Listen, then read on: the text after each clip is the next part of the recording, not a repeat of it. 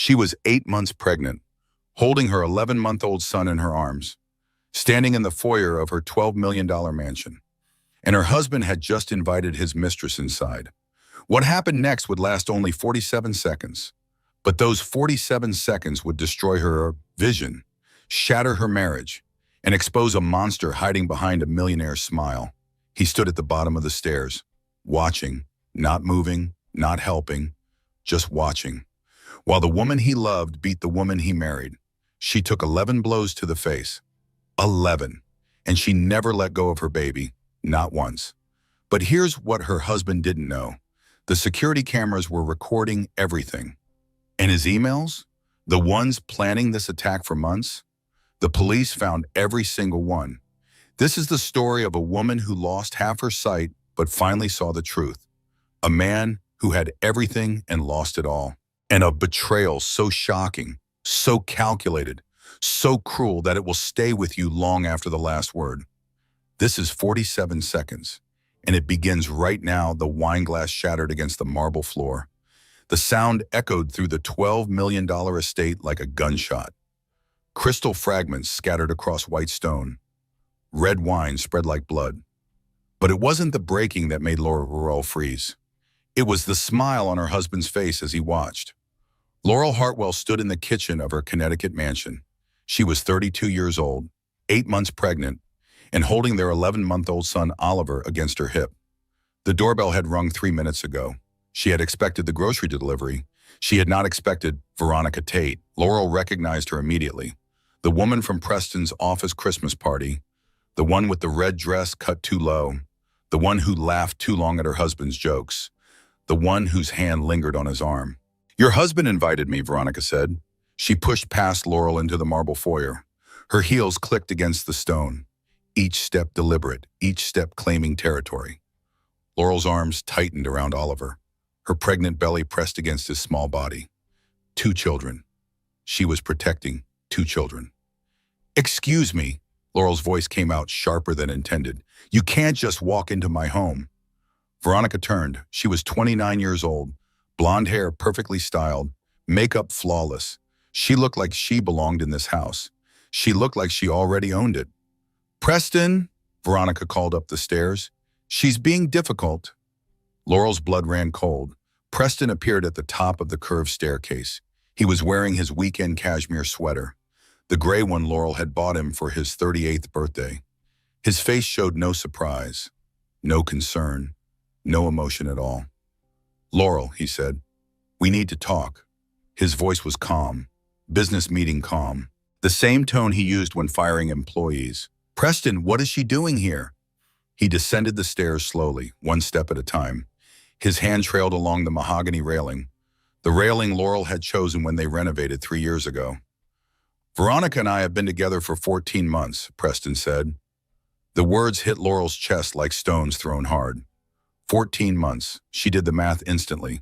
14 months ago, she was pregnant with Oliver. She was picking out nursery colors. She was dreaming about their family. 14 months meant he was with this woman while Laurel gave birth, while she nursed their son through sleepless nights, while she recovered from the C-section, while she got pregnant again. He was with Veronica the entire time.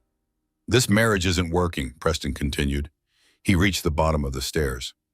"You must have noticed." Laurel couldn't speak. Her throat had closed. Oliver squirmed against her hip, sensing his mother's distress. Veronica circled her like a predator. Slowly, her perfume was expensive, cloying. It filled Laurel's nose and made her stomach turn. "He promised you'd be gone by now," Veronica said. "He promised me this house." The words broke through Laurel's shock. This house, her house, the house where she had planted roses in the garden, the house where Oliver took his first steps, the house where she had imagined raising her daughter. "I'm not leaving my home." Laurel's voice came out steady. It surprised her. Preston sighed. The exact sigh he made when business deals fell through, like she was an inconvenience, a problem to be managed. "Laurel, don't make this difficult." "Difficult?" Her laugh sounded foreign, hollow. "You brought your mistress into our home. I'm holding our son. I'm carrying our daughter. And you're telling me not to make this difficult?" Veronica's eyes flashed. Something dark moved behind them. Your daughter? She spat the words. Preston told me he's getting a paternity test. He doesn't believe that baby is his. The accusation was designed to wound. It succeeded. Laurel felt the blow in her chest, in her belly, in the place where her daughter kicked and rolled. But she didn't move, didn't cry, didn't break. She looked at her husband, the man she had married 5 years ago, the man who had cried when Oliver was born, the man who had rubbed her swollen feet just last week. She looked at him and saw a stranger. Get out, Laurel said. Her voice was quiet, controlled. Get out of my house, both of you.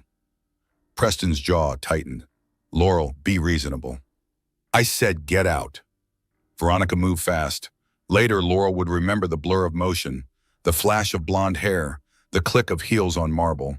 The first blow caught her across the face while she was still holding Oliver. Laurel's head snapped to the side. Pain exploded through her cheekbone. Her vision went white. But she didn't drop her son. Her arms locked around him automatically, instinctively, the way mothers have protected children since the beginning of time. The second blow came, then the third. Laurel went down on the third hit. Her knees cracked against the marble floor. The impact sent shockwaves through her pregnant body. But she didn't let go of Oliver. She curled around him instead, made her body into a shell. Her back, her shoulders, her head. Every part of her became armor for her son. The blows kept coming, fists against her skull, rings cutting her scalp, something hard and sharp. Later she would learn it was the crystal vase from the entry table. 11 blows in 47 seconds. She counted each one. And through it all, through the pain and the blood and the terror, Laurel was aware of one thing. Preston stood at the foot of the stairs. He watched. He did not move. He did not help. He did not call for help. He just watched. Oliver screamed against her chest. His small body shook with fear. His cries mixed with her blood, with her tears, with the sound of her breaking. Then another voice, high and sharp. I'm calling 911. I'm calling right now. Caroline Foster, the neighbor, walking her dog past the open front door. The blows stopped. Laurel heard breathing, ragged, fast, Veronica's breathing. Then Preston's voice, still calm, still business meeting calm. We need to leave. Now. Footsteps, 2 sets, moving past her crumpled body, moving past her screaming son, moving toward the door. Preston, Laurel's voice was barely a whisper. Blood ran into her eyes. Preston, help me. He didn't answer. She heard the Mercedes start in the driveway, heard the tires crunch on gravel, heard the car disappear down the long road, then silence, just her breathing. Oliver's crying, the distant sound of Caroline's voice on the phone. Laurel pressed her face against the cold marble. She could feel her daughter moving inside her arm, still alive, both children still alive. She had protected them. That was her last thought before the darkness took her. The beeping woke her first, steady and mechanical, a heart monitor somewhere nearby. Then the smell, antiseptic and clean, hospital smell. Laurel tried to open her eyes. She couldn't. Something covered them. Bandages, thick and tight. The world was completely dark. Panic rose in her chest. She reached up to touch her face. Easy, Mrs. Hartwell. A woman's voice, calm and professional. You're safe. You're at Mercy General Hospital. My baby. Laurel's voice was a ragged whisper. Her throat felt like sandpaper. My babies. Both of your children are fine. The voice moved closer. Your son is with your brother. The baby you're carrying has a strong heartbeat. We've been monitoring her. Relief flooded through Laurel's body. She felt tears running beneath the bandages. I'm Dr. Helen Marsh, the voice continued. I'm an ophthalmologist, a specialist in eyes. Laurel's relief turned cold. My eyes, she said. I can't see anything. A long pause, the kind of pause that holds bad news. The trauma to your face was severe, Dr. Marsh said. There's significant damage to both corneas. Your left orbital bone is fractured. The swelling is substantial. What does that mean? When we need to do more tests, more imaging. But Mrs. Hartwell, another pause. We don't know if your sight will return. The words didn't make sense at first. Laurel repeated them in her mind. We don't know if your sight will return. Blind. She might be blind. The woman who attacked you used multiple weapons, Dr. Marsh continued. Her fists, her rings, and what we believe was a crystal vase. The impacts to your face were... She stopped, started again. I've been doing this for 23 years. I've never seen injuries like yours in someone who survived. Survived. Laurel held on to that word. She had survived. My husband, she said. Where is my husband? Another pause. Different this time. Waited. Your husband was arrested 4 hours ago. The police are still looking for the woman who attacked you. Arrested. Preston was arrested. I don't understand. Laurel tried to sit up. Pain shot through her skull. She fell back against the pillow. Mrs. Hartwell, you need to rest. Your brother is here. He can explain everything. Footsteps, a door opening and closing, then different footsteps, heavier, familiar. Laurel, Garrett's voice broke on her name. Her older brother, the one who had raised her after their parents died, the one who had walked her down the aisle at her wedding, the one who had warned her about Preston. She had not listened. Garrett, she reached out blindly. His hand found hers, rough and calloused, working hands. Oliver, where is Oliver? He's safe. He's at my house with my neighbor watching him. He's not hurt, Laurel, not a scratch on him. The tears came harder. She had protected him. 47 seconds of hell, and she had protected him. The police found the security footage, Garrett said. His voice was tight, controlled, the way it got when he was trying not to explode.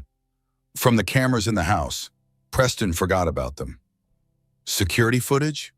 Everything was recorded, Laurel, everything. She processed this. The attack, Preston watching, Preston leaving with Veronica, all of it captured on camera. There's more, Garrett said. She could hear it in his voice, the weight of something terrible. Tell me. The police found emails on Preston's computer between him and the woman who attacked you, Veronica Tate. They were planning this, Laurel, for months, discussing how to get you to leave. Different scenarios, a fake robbery, a car accident, a fall down the stairs. Laurel's blood turned to ice. 3 weeks ago, Preston wrote that if you wouldn't leave on your own, they would have to escalate. Escalate, the word hung in the darkness. He planned this, Laurel whispered. He wanted her to hurt me.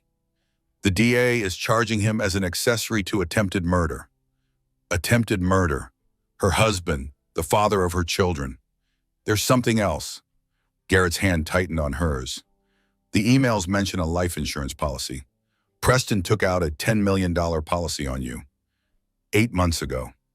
8 months. She was pregnant with their daughter 8 months ago. Barely showing.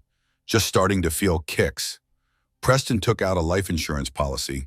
$10 million. On her life. He wanted me dead, Laurel said. The words came out flat. Empty. Stating a fact. The DA thinks so. The insurance policy. The planning. The way he stood there and watched. Garrett's voice cracked. He might have wanted you dead, Laurel. So he could have everything. The house. The money. And whatever life he was building with that woman. Laurel lay in the darkness. The machines beeped around her. Her daughter kicked inside her. Her face throbbed with pain. Her husband had tried to have her killed. The man who had held her hand at their wedding. The man who had promised to love and protect her. The man who had cried when Oliver was born. He had stood at the bottom of the stairs and watched another woman try to kill her. And then he drove away. She remembered his face in those final moments. The smile when the wine glass shattered. The calm voice telling her not to make this difficult. He had been calm because he knew what was coming. He had planned it. He had invited Veronica over. He had orchestrated the confrontation. The only thing he hadn't planned for was Laurel's response. They expected her to fight back, to scream and hit and give them justification, self-defense, they would have claimed. The crazy pregnant wife attacked first. But Laurel hadn't fought back. She had curled around her baby instead. She had taken every blow. She had given them nothing, and the security cameras had captured everything. He watched. Laurel's voice was hollow. He just stood there and watched. The validation of that truth settled into her bones. Her husband was a monster, and she had married him, shared his bed, carried his children. She had loved him. That was the worst part. Through all of it, through all the signs she had ignored, she had loved him, and he had tried to have her killed. The police want to take your statement, Garrett said gently. When you're ready, but not now. You need to rest. You need to heal. My eyes, Laurel said. The doctor doesn't know if I'll see again. Garrett was silent for a long moment. One step at a time, he finally said. First you survive, then you heal, then you fight. Fight? He's not going to get away with this, Laurel. I won't let him. The cameras caught everything. The emails prove he planned it. The insurance policy shows motive. Garrett's voice hardened. Preston Hartwell is going to pay for what he did to you. I promise you that. Laurel closed her eyes behind the bandages. Not that it mattered. Everything was dark either way. She thought about fighting, about trials and testimony, and facing Preston across a courtroom. She thought about raising 2 children alone, possibly blind, definitely broken. She thought about the life she had imagined, the family she had dreamed of, the future that had shattered on a marble floor. All of it gone, and in its place only darkness. She had survived. But survival was just the beginning. 3 days passed in darkness. Laurel drifted in and out of consciousness. The pain medication made everything fuzzy. Dreams and memories blurred together. She dreamed of her wedding day, the white dress, the string quartet, Preston's face as she walked toward him. He had looked at her like she was everything. Now she knew what that look really meant. She was everything he needed. Money, status, a legitimate family. She was a means to an end. She woke to Garrett's voice. The police report came in, he said. Do you want me to read it? Yes, she needed to know every detail, every second of those 47 seconds that had destroyed her life. Garrett took a breath. She heard the paper rustling. The attack lasted 47 seconds. The suspect, Veronica Tate, struck the victim 11 times. Weapons used included closed fists, rings worn on both hands, and a crystal vase valued at approximately $1,200. $1,200. Laurel almost laughed. She had picked out that vase herself, a wedding gift from Preston's aunt. The victim sustained multiple facial fractures, a fractured left orbital bone, severe corneal damage to both eyes, multiple lacerations requiring 63 stitches. 63 stitches. Laurel raised her hand to her face. She could feel the bandages, thick, heavy, covering her eyes and most of her forehead. The victim's 11-month-old son was present during the attack. The victim was observed curling her body around the child, absorbing all blows with her back, shoulders, and head. The child sustained no injuries. No injuries. Oliver was not hurt. Laurel had done that. Through all of it, she had protected her son.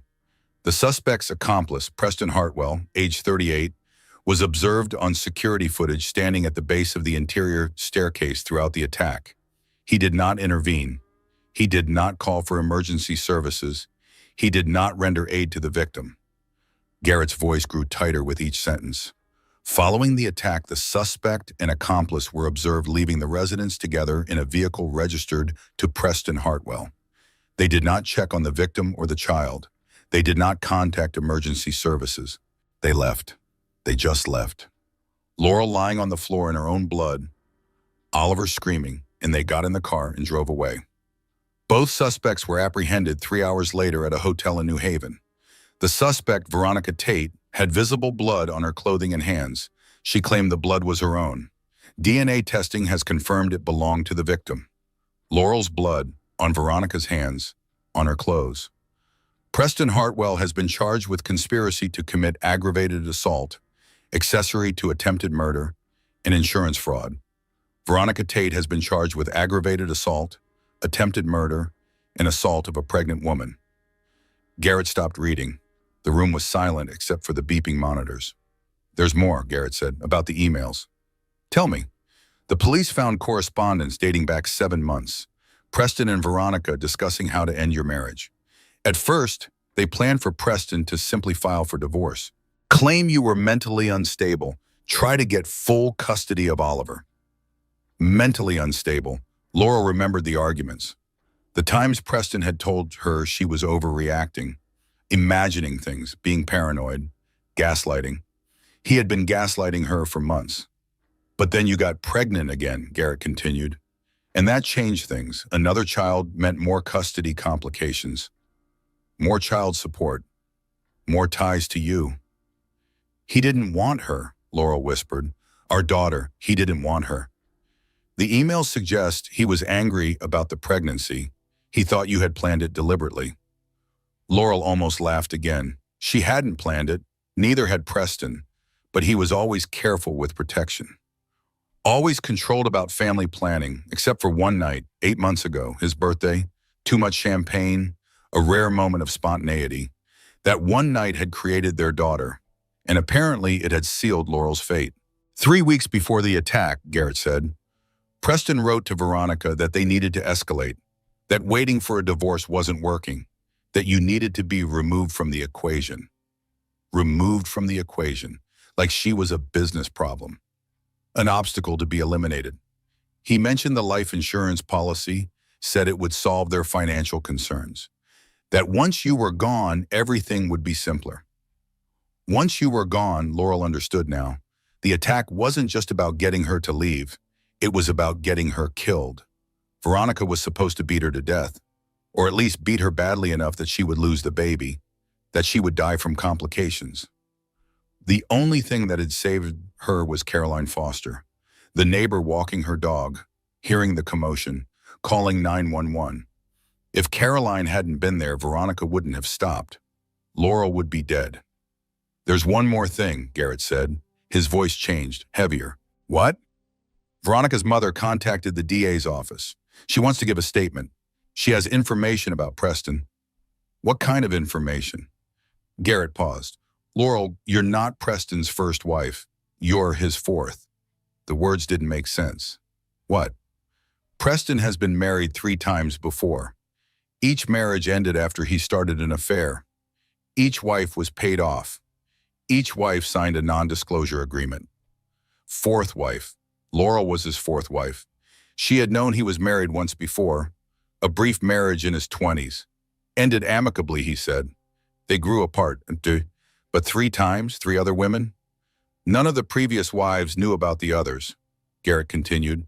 Preston kept them all separate, used his family's lawyers to handle the divorces, sealed the records, buried the truth.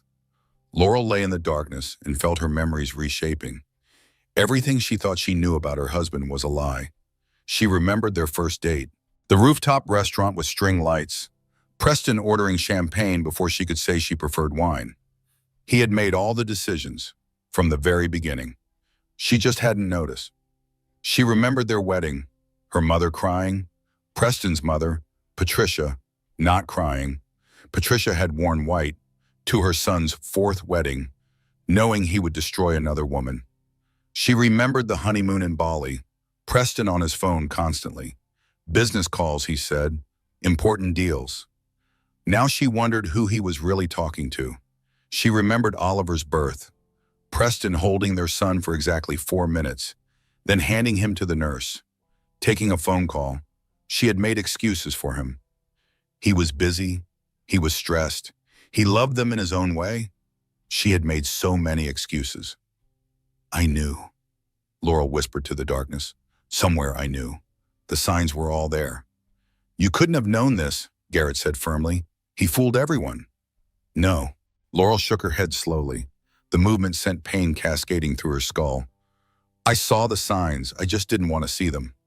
The night she told him she was pregnant again. His face before he rearranged it into happiness. For 1 second, she had seen disappointment, anger, something dark. She had told herself she imagined it. She hadn't imagined it. How many other women did he hurt? Laurel asked.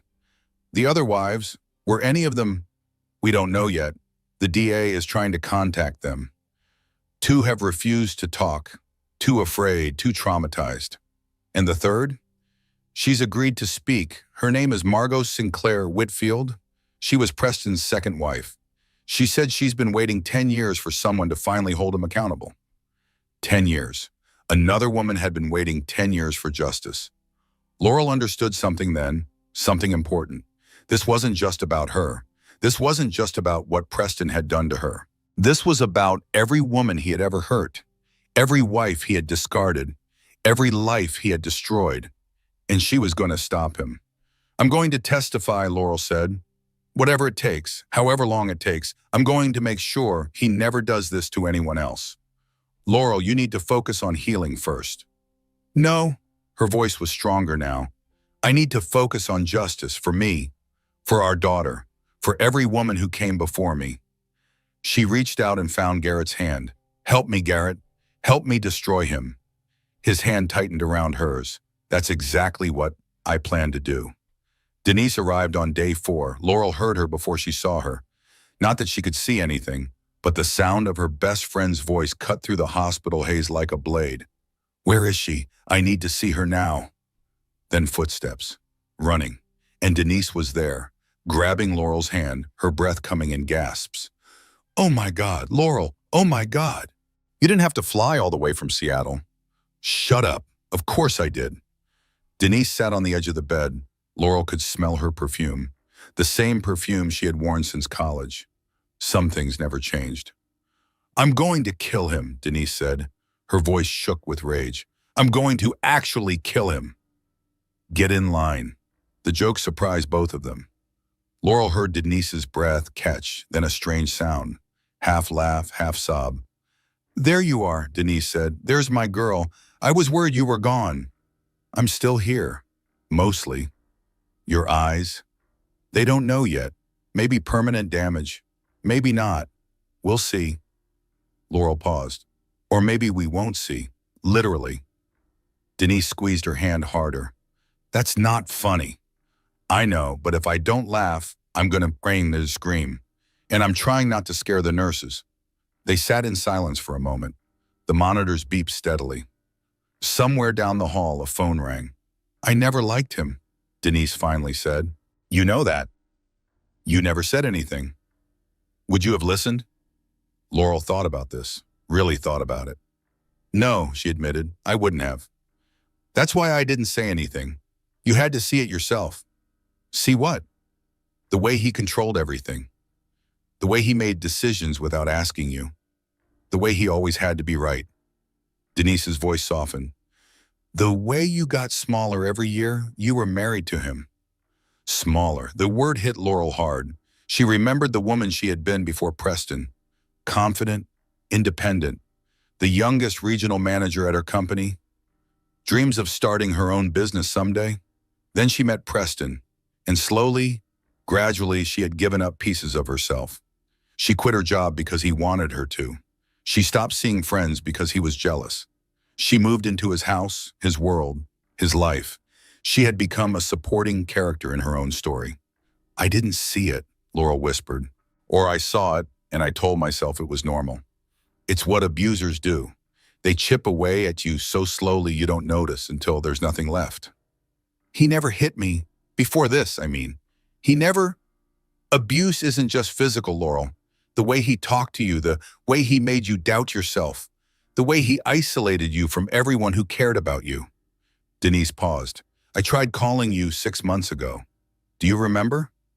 Laurel searched her memory, foggy with medication. You didn't answer.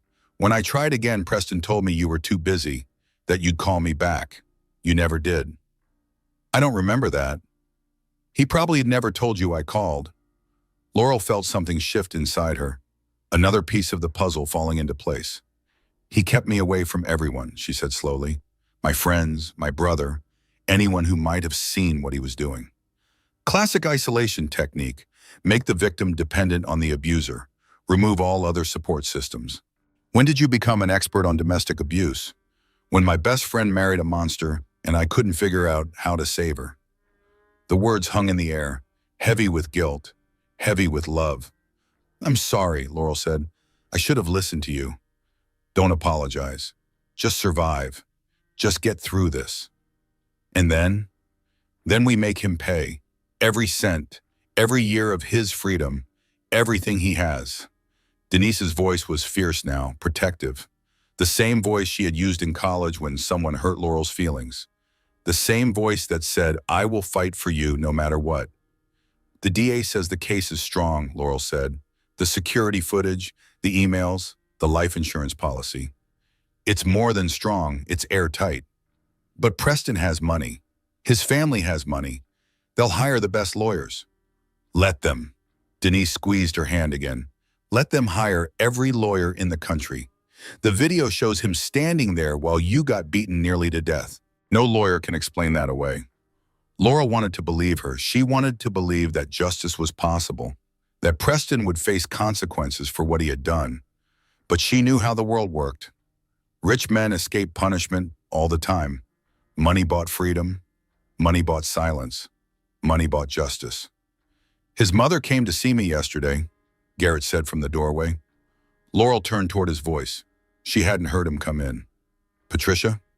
She wanted to offer you $12 million to drop the charges, sign a non-disclosure agreement, go away quietly.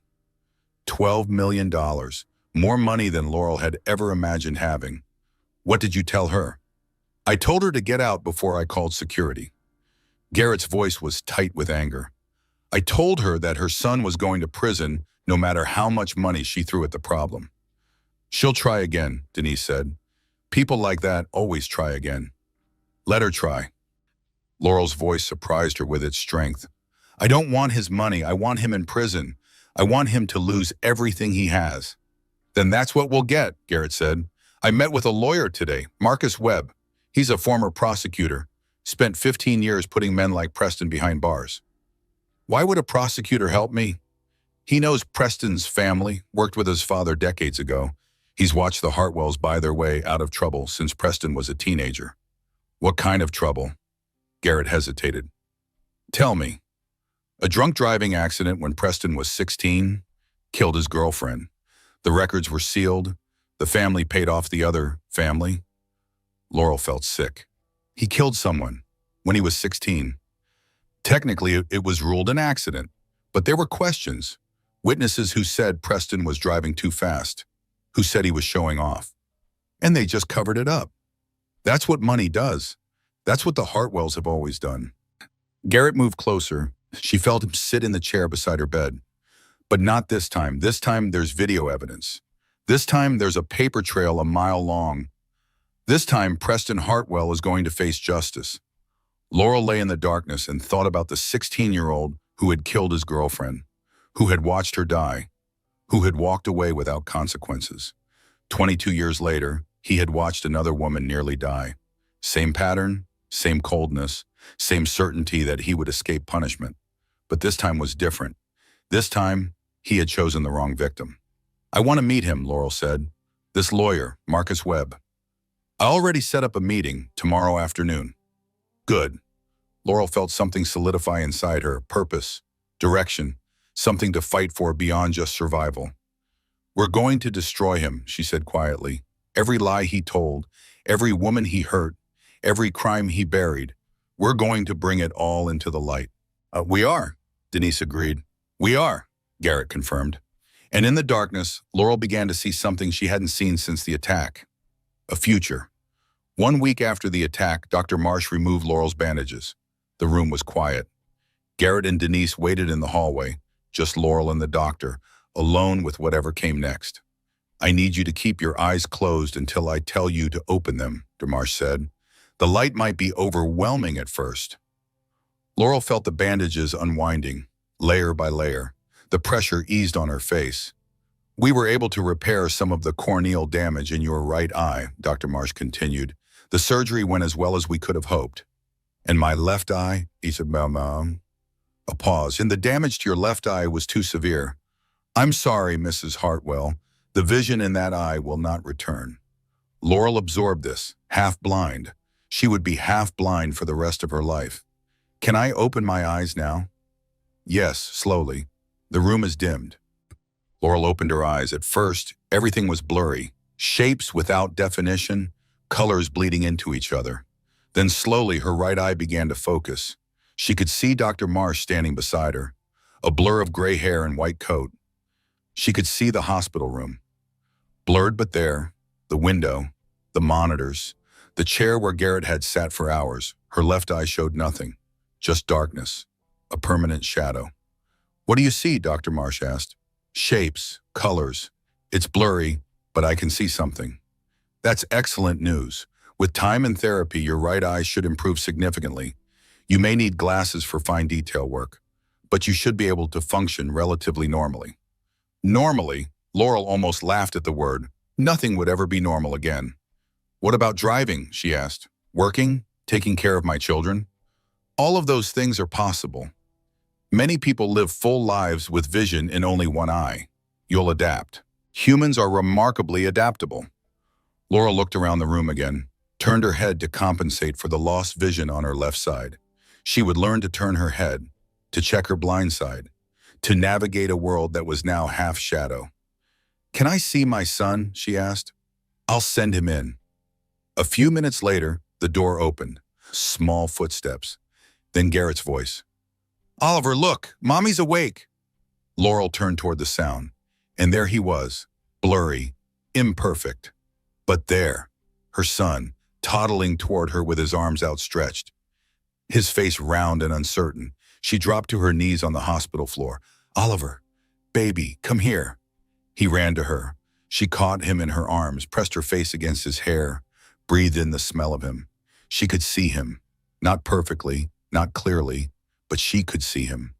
The tears came then, relief and grief and rage all mixed together. She held her son and cried on the hospital floor. Cried for what she had lost. Cried for what she had kept.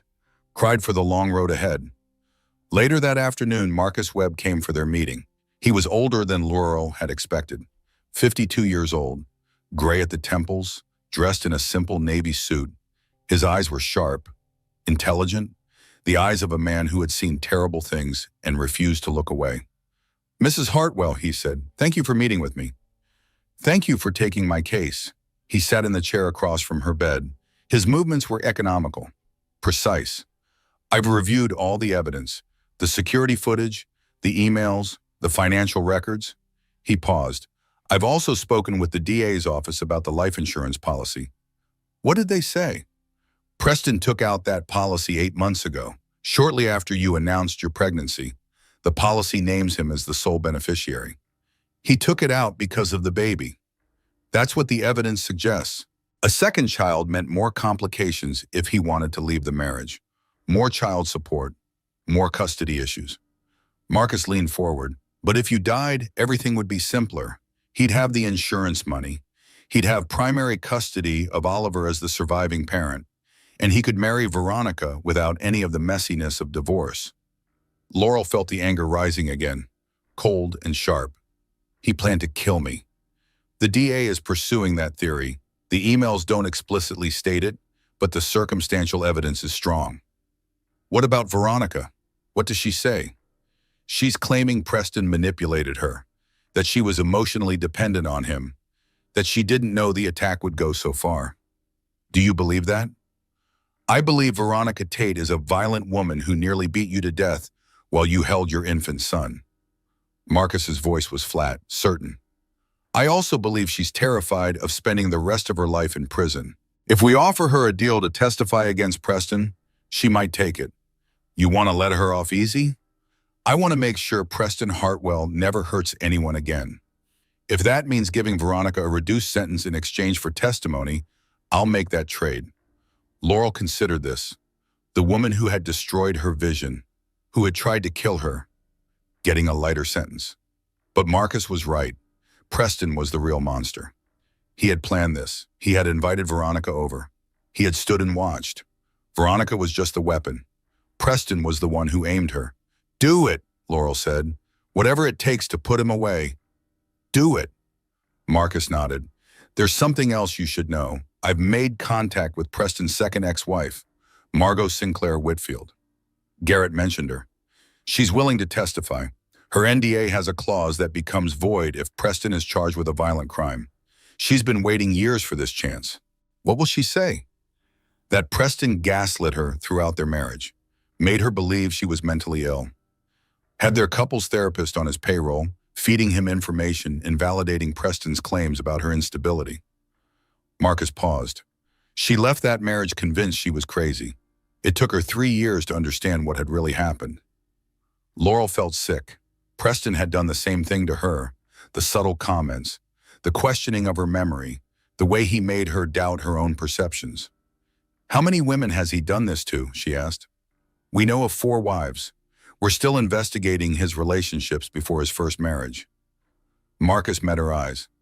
Men like Preston don't start this behavior suddenly. There's usually a pattern going back years, decades. The girlfriend who died when he was 16. You know about that. Garrett told me. Marcus nodded slowly. I was a young assistant DA when that happened.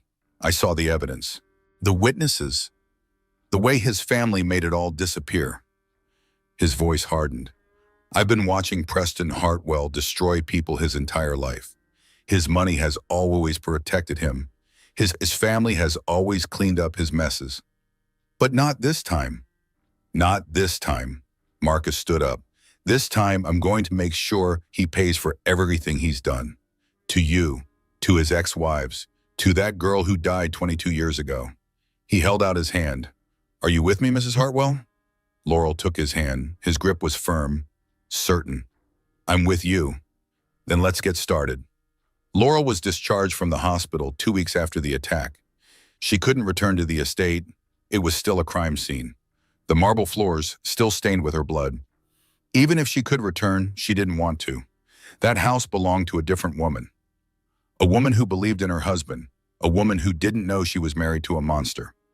Garrett took her to his home instead. A modest 3-bedroom in a neighborhood without gates. No security cameras, no marble floors, just a simple house with a small backyard and a fence that needed painting. It was the most beautiful place Laurel had ever seen. Oliver ran to her the moment she walked through the door, his small arms wrapped around her legs, his face pressed against her knee. Mama, he said, Mama home. Laurel knelt down slowly. Her body still ached. Her face still throbbed, but she wrapped her arms around her son and held him. Mama's home, she whispered. Mama's not going anywhere. The first night was hard. Laurel lay in Garrett's guest room, her hand on her belly, feeling her daughter kick. The unfamiliar sounds of the house kept her awake. The creak of the floors, the hum of the refrigerator. Every noise sounded like footsteps. Every shadow looked like a threat. She didn't sleep until dawn. The second night was harder. She woke screaming from a nightmare. Veronica's face, Preston's smile, the feeling of blows raining down. Garrett burst through the door, ready to fight someone who wasn't there. It's okay, Laurel gasped. Just a dream. Just a dream. But it wasn't just a dream. It was a memory, and memories didn't fade easily. On the third night, she gave up on sleep entirely. 3 a.m. Laurel sat in Garrett's backyard. The neighborhood was quiet. The stars blurred into streaks of light through her damaged right eye. The baby moved inside her. A flutter, then a kick. I don't know if I can do this, Laurel whispered to the night. I don't know if I'm strong enough. She had lost so much, her vision, her marriage, her home, her sense of safety. She had 2 children to raise, one already born, one on the way. She had no income, no clear path forward. Preston's lawyers were already filing motions, claiming she provoked the attack, claiming Veronica acted in self-defense, claiming the emails were taken out of context. They would drag her through the mud, expose every mistake she had ever made, try to make her look crazy, unstable, unreliable. The same thing Preston had done to his other wives. For a long moment, Laurel considered giving up, taking the money, signing the NDA, disappearing somewhere with her children, letting him win. The thought was tempting, so tempting. Then Oliver cried from inside the house. That small sound, that insistent call for his mother. Laurel stood up. Her body protested. Her face ached. But she went inside anyway. She went to her son. She found him standing in his crib, tears streaming down his face. A nightmare of his own, maybe. Or just the confusion of being in a strange place. She picked him up, held him against her chest. It's okay, she murmured. Mama's here. Mama's always going to be here. And in that moment, something shifted inside her. She wasn't just surviving for herself anymore. She was surviving for him, for her daughter. For every woman Preston had hurt, giving up wasn't an option. Running away wasn't an option. The only option was forward, through the pain, through the fear, through whatever came next. We're going to be okay, she told Oliver. I promise. We're going to be okay. She didn't know if it was true, but she said it anyway. And somehow in the darkness, it started to feel possible. The next morning, Laurel called Marcus Webb. I want to see the security footage, she said. Mrs. Hartwell, I don't think that's a good idea. I need to see it. I need to see exactly what he did. Marcus was silent for a long moment. All right, I'll have it ready this afternoon. Garrett drove her to Marcus's office, a simple building downtown. No fancy lobby, no pretentious artwork, just a conference room with a television screen and the worst 47 seconds of her life. Are you sure about this? Marcus asked. Play it. The screen flickered to life. She watched herself open the front door, watched Veronica push past her, watched Preston descend the stairs with that calm, controlled expression. She watched herself refuse to leave. Then she watched Veronica attack. Even knowing what was coming, Laurel flinched. The first blow, the second, the third. On screen, she went down, curled around Oliver, absorbed blow after blow after blow, and there was Preston, standing at the bottom of the stairs, his hands in his pockets, his face expressionless. 47 seconds. He watched for 47 seconds. Then he walked to Veronica, took her arm, let her out. He never looked back, never checked on his wife, never reached for his son. He just left. The footage ended. Laurel sat in silence. Her hands were shaking. Tears ran down her face. But underneath the grief, she felt something else. Rage. Pure, burning rage. I want copies of everything, she said. Her voice was steady despite the tears. Every email, every financial record, every piece of evidence. Of course. And I want to talk to the other wives. All of them. Every woman Preston has ever hurt. That might not be possible. 2 of them have refused to cooperate. Then convince them. Laurel turned to face Marcus. Tell them what he did to me. Show them the footage. Make them understand that if we don't stop him now, there will be more victims. Marcus studied her for a long moment. You've changed, he said finally. I've woken up. She stood up. Her legs were steady. Her vision was clear, at least on the right side. Preston thought he could destroy me. He thought he could beat me down and make me disappear like all the others. She straightened her spine. He was wrong. Patricia Hartwell's second visit came 3 weeks after the first. This time, she came to Marcus Webb's office. This time, she wasn't there to offer money. She was there to see the truth. I need to review all the evidence, Patricia said. Her voice was clipped, professional, but something beneath it was cracking. Marcus looked at Laurel. This was her decision. Laurel studied her mother-in-law, the woman who had worn white to her son's wedding, the woman who had never once showed warmth or approval, the woman who had offered $12 million to make Laurel disappear. Show her, Borisha, Laurel said. They started with the emails. Patricia read in silence. Her face grew paler with each page. Her hands began to tremble. She read about the plans to make Laurel leave, the discussion of various accidents, the celebration when the life insurance policy was approved. She read her son's words describing his wife as an obstacle to be removed. When she finished the emails, Marcus played the security footage. Patricia watched her son stand motionless while Veronica beat Laurel. She watched him take his mistress's hand and walk away without looking back. She watched his complete indifference to his wife's suffering. When the footage ended, Patricia sat very still. This is the 4th time, Laurel said quietly. I'm his 4th wife. There are 3 other women he did this to. Different methods, same result. Patricia's composure finally cracked. I didn't know, she whispered. Her voice shook. Gerald and I knew he had affairs. We thought they were just affairs. We didn't know he tried to have me killed. Laurel kept her voice even. In front of your grandchild. Patricia looked at her with something Laurel had never seen before. Humanity. I can't testify against my son, Patricia said. I can't. I know. But I won't help him either. Patricia stood, gathered her purse with shaking hands. The family attorneys will no longer represent him. The family funds will no longer pay for his defense. He's on his own. She walked to the door, stopped. I'm sorry, Laurel. Her voice was barely audible. For what it's worth, I'm sorry for all of it. Then she was gone. Marcus let out a long breath. That was unexpected. She's his mother. She loves him. Laurel paused, but she finally saw him for what he is. Without family money, Preston's defense just got significantly weaker. He'll have to use a public defender or hire someone much less expensive. Good. 2 days later, Veronica took a plea deal. Laurel watched through the courtroom video feed. Veronica, in an orange jumpsuit, her lawyer beside her. The defendant pleads guilty to aggravated assault, the lawyer said. In exchange, she agrees to provide full testimony against Preston Hartwell. 8 years, with possibility of parole in 5. 8 years for 47 seconds that had changed Laurel's life forever. It didn't feel like enough. It would never feel like enough. But Veronica's testimony would help put Preston away for much longer. I loved him, Veronica said during her allocution. Her voice was flat, defeated. I really thought he loved me. I thought we were going to have a life together. She looked at the camera, looked directly at Laurel, somehow knowing she was watching. I was just another tool, another weapon he was willing to use and throw away. Laurel felt something unexpected in that moment. Pity, not forgiveness. She would never forgive Veronica for what she had done.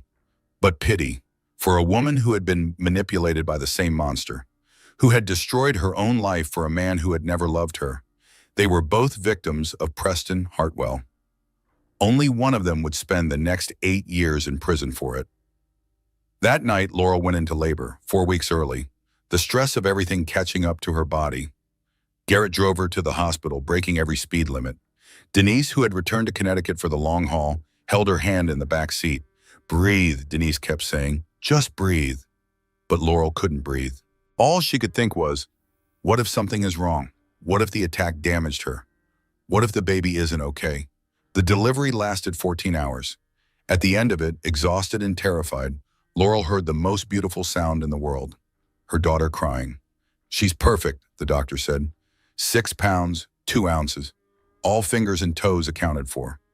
They placed the baby on Laurel's chest, small and wrinkled and screaming. Laurel looked at her daughter through her one working eye. Eleanor, she whispered. Eleanor Grace, not Hartwell. Brennan, her maiden name. Her daughter would carry no part of Preston forward. The baby stopped crying, looked up at her mother with unfocused newborn eyes, and Laurel felt for the first time since the attack, something like hope. Hello, sweet girl, she murmured. I'm your mama, and I'm going to protect you, no matter what. She held her daughter through the night, watched the sun rise through the hospital window. She had survived the attack, survived the darkness, survived the birth. Now she had to survive the trial. But looking at Eleanor's face, she knew she could do it. For her children, for herself, for every woman Preston had ever hurt. She would see this through to the end. The trial began on a gray November morning. Laurel stood at the bottom of the courthouse steps. Her right eye scanned the crowd. Reporters, cameras, curiosity seekers. Garrett held her right arm. Denise held her left. Between them, they guided her up the stairs, one step at a time. That was how she had survived the last 6 months, one step at a time. The courtroom was packed. Media filled the back rows. Former Hartwell Foundation donors sat in clusters, watching their money's legacy crumble. And there in the front row sat 3 women Laurel had never met in person. Preston's other ex-wives, Margot Sinclair Whitfield, the second wife, the one whose testimony would prove the pattern. Diana Wells Montgomery, the first wife, who had finally agreed to speak after seeing the evidence. Susan Bradley Clark, the third wife, who had broken her silence just 2 weeks ago. All of them here, all of them ready to face the man who had destroyed their lives. Preston sat at the defense table. He had lost weight. His expensive suit couldn't hide the gauntness of his face. His attorney was a public defender. Young, overwhelmed, no match for Marcus Webb. When Preston looked at Laurel, his face showed confusion. Genuine confusion. He still didn't understand how this had happened, how his money and his name and his certainty couldn't save him. The trial lasted 3 weeks. Witness after witness took the stand. Carolyn Foster, the neighbor who had called 911, who had seen Veronica standing over Laurel's body, who had watched Preston drive away without looking back. Dr. Helen Marsh, who described Laurel's injuries in clinical detail. The fractured orbital bone, the damaged corneas, the 63 stitches, the permanent loss of vision in her left eye, the detectives who had found the emails, the financial experts who had traced the offshore accounts, the insurance investigator who had flagged the suspicious policy, Veronica Tate, testifying against the man she had loved, describing how he had groomed her, manipulated her, convinced her that Laurel was the obstacle to their happiness. "He told me she was abusive," Veronica said. Her voice was flat, hollow. "He said she threatened to destroy him, to take everything. He said we had to protect ourselves." "And you believed him?" Marcus asked. "I loved him. I believed everything he said." Then came the other wives. Margot went first, calm, controlled, but her hands shook as she spoke. "He made me believe I was mentally ill," she said. "For 3 years of marriage, he told me I was imagining things, misremembering, overreacting. He had our therapist confirming everything he said." "Why didn't you report this to the police?" "Because I believed him. I thought I was the problem." Her voice cracked. "It took me years to understand what had really happened. By then I had signed an NDA. I couldn't speak." Diana and Susan told similar stories. Different details, same pattern: gaslighting, isolation, control. And when they tried to leave, threats and legal maneuvering to keep them silent. Preston had done this to 4 women over 15 years, and he had nearly killed the 4th. Finally, it was Laurel's turn. She took the stand, faced the crowded courtroom, faced her husband. Marcus led her through her story: the morning of the attack, the doorbell, Veronica's arrival, Preston's calm announcement that their marriage was over. "What happened next?" Marcus asked. "Veronica attacked me. She hit me 11 times in 47 seconds. Were you able to defend yourself?" "I was holding our son. He was 11 months old." Laurel's voice stayed steady. "If I fought back, I might drop him. If I let go to protect my face, she might hurt him instead. So I did the only thing I could do." "What was that?" "I curled around him. I took every blow. I protected my child." The courtroom was silent. "And your husband?" Marcus asked. "What did Preston do during the attack?" Laurel turned to look at Preston directly. For the first time since the trial began. He watched. He stood at the bottom of the stairs and he watched. And when it was over, he didn't call for help. He didn't check on his son. He took his mistress's arm and walked out the door. "Did he say anything?" "He said, 'We need to leave now.'" Laurel paused. Those were his exact words. "And what were you doing at that moment?" "I was lying on the floor in my own blood, holding our baby, unable to see, not knowing if our daughter was still alive inside me." She let the words hang in the air. "He planned it," she said quietly. "He invited her over. He wrote emails about removing me. He took out life insurance so he would profit from my death." Her voice grew stronger. "My husband tried to have me killed, and he stood there and watched it happen." The defense attorney tried to cross-examine her, tried to suggest she had provoked the attack, tried to imply her memory was unreliable. Laurel answered every question calmly, clearly, without emotion. She had spent 6 months preparing for this moment. She was ready. When she stepped down from the stand, she caught Preston's eye one final time. He looked away first. The jury deliberated for 4 hours. Laurel sat in the hallway with Garrett and Denise, with the other wives who had become, unexpectedly, friends. None of them spoke. There was nothing to say. Either the system would work or it wouldn't. Either Preston would face justice or he would walk away. After 4 hours, the bailiff called them back. The jury filed in. The foreman stood. "On the charge of conspiracy to commit aggravated assault, how does the jury find?" "Guilty." "On the charge of accessory to attempted murder, how does the jury find?" "Guilty." "On the charge of insurance fraud, how does the jury find?" "Guilty." "On the charge of witness intimidation, how does the jury find?" "Guilty." 4 counts, 4 guilty verdicts. The courtroom erupted, reporters shouting, cameras flashing. Laurel sat very still. She watched Preston's face as the verdicts were read. Watched the confusion turn to shock. Watched the shock turn to fear. He looked like a man who had finally understood that his money couldn't save him, that his name couldn't protect him, that he was going to prison. The judge scheduled sentencing for 2 weeks later. When it came, Laurel was there, front row, her children at home with Denise, but their pictures in her heart. Preston Edward Hartwell, the judge said, you have been found guilty of crimes that demonstrate a profound contempt for human life and human dignity. Preston stood in his prison jumpsuit. No expensive suit, no family money, no army of lawyers, just a man facing consequences for the first time in his life. Your actions resulted in permanent injury to your wife. You conspired to have her harmed. You profited from her pain. And when given the chance to show remorse, you have shown only contempt for these proceedings. The judge paused. I sentence you to 22 years in federal prison. You will not be eligible for parole for 18 years. This court is adjourned. 22 years. Laurel watched as the marshals led Preston away. He looked back once. His face still showed that same confusion. He would never understand. Men like Preston never did.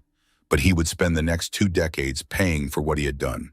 And that was enough. 6 months after the sentencing. The morning light filtered through the kitchen window of Laurel's new house, soft and golden. The kind of light that felt like forgiveness. She stood at the counter making coffee. The machine gurgled and hissed. Steam rose from the carafe. The smell of fresh grounds filled the small kitchen. This house was nothing like the estate. No marble floors, no crystal chandeliers, no 12-foot ceilings designed to impress. Just a modest 4-bedroom in a neighborhood where children rode bicycles on the sidewalks, where neighbors waved from their porches, where the biggest drama was whose turn it was to host the block party. Laurel had bought it with the settlement money. The civil case had been brutal. Preston's lawyers had fought every dollar, but in the end, the evidence was too overwhelming. The jury had awarded her everything she asked for: his offshore accounts, traced and frozen, his investments, liquidated, his precious real estate portfolio, sold at auction. The man who had once controlled $12 million in assets now had nothing but a prison cell and a public defender's business card.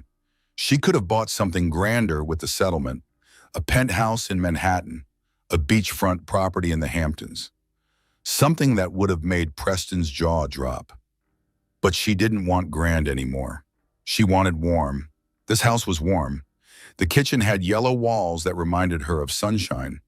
The living room had a fireplace that actually worked. The backyard was small, but it had a swing set and room for a garden. It felt like a home, a real home. Not a showplace designed to impress business associates. Not a prison disguised as a mansion. Just a home where her children could grow up safe and loved. Oliver's voice drifted in from the living room. Mama, look. Laurel poured her coffee and walked to the doorway. Her son sat on the carpet surrounded by wooden blocks. He was 2 years old now, walking confidently, running actually, getting into everything, starting to form sentences that made her heart swell with pride. What did you make, baby? Tower, he pointed at his creation, a precarious stack of blocks that leaned dangerously to one side. Tall tower. That's a very tall tower. Good job. Oliver beamed. That smile. It still caught her off guard sometimes. How pure it was. How untouched by everything that had happened. He didn't remember the attack. Dr. Marsh had assured her of that. At 11 months old, his brain hadn't been capable of forming lasting memories of trauma. He would never remember lying in his mother's arms while a stranger beat her nearly to death. Small mercies. Laurel sipped her coffee and watched him play. Her right eye tracked his movements easily now. She had learned to compensate for the blind left side, learned to turn her head, to check her shadow zone, to navigate a world that was now half darkness. It had been hard at first. She had bumped into door frames, misjudged distances, spilled more drinks than she could count. But humans were adaptable. Dr. Marsh had been right about that. She had adapted. A cry came from upstairs. Eleanor, waking from her morning nap. I'll be right back, baby, Laurel told Oliver. Don't knock down your tower. She climbed the stairs carefully. Her depth perception was still imperfect.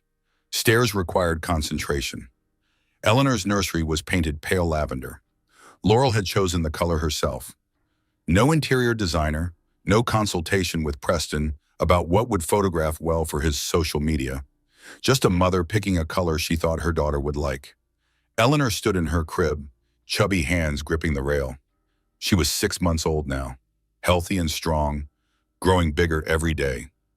When she saw Laurel, her face split into a gummy smile. "Good morning, sweet girl." Laurel lifted her daughter from the crib, pressed her nose against Eleanor's soft hair, breathed in that baby smell. "Did you have good dreams?" Eleanor babbled something incomprehensible, her version of conversation. "I agree completely," Laurel said seriously. "Very insightful." She carried Eleanor downstairs, settled into the rocking chair by the window, began the morning nursing routine. Outside, a cardinal landed on the bird feeder Garrett had installed last week. Red against the green leaves, bright and alive. Laurel watched it with her working eye. She had started noticing things like this, small beauties she had overlooked before. The way morning light caught dust motes, the sound of Oliver's laughter, the weight of Eleanor in her arms. When you lost something as fundamental as half your vision, you learn to appreciate what remained. The doorbell rang. "Coming," Laurel called. She shifted Eleanor to one arm and went to answer it. Denise stood on the porch. She wore yoga pants and an oversized sweater. Her hair was pulled back in a messy ponytail. She looked nothing like the polished professional Laurel had known in Seattle. She looked happy. "Good morning, sunshine." Denise stepped inside without waiting for an invitation. "Ready for tonight?" "As ready as I'll ever be."